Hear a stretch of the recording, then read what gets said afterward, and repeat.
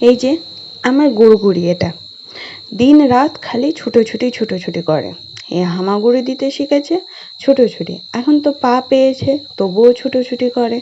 আর এই যে সিঁড়ি দিয়ে ওর ওঠা নামা, বাপরে বাপ, দিনে যে কতবার সিঁড়ি দিয়ে ওঠে তার ঠিক নেই। হামাগুড়ি দিয়ে গুড়গুড় করে উঠে যাবে, কিন্তু নামার সময় আর নামতে পারে না।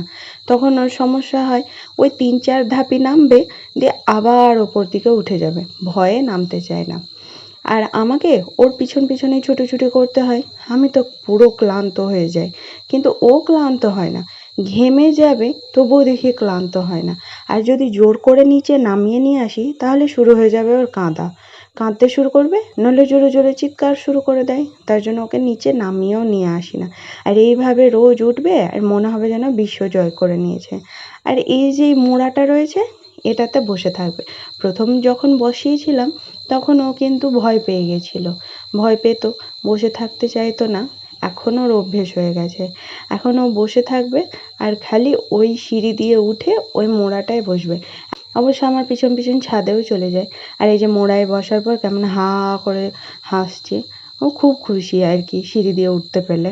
ওর এই ছোট ছোট কাজগুলোই RDR রয় চ্যানেলে আমি স্মৃতি করে রেখে দিতে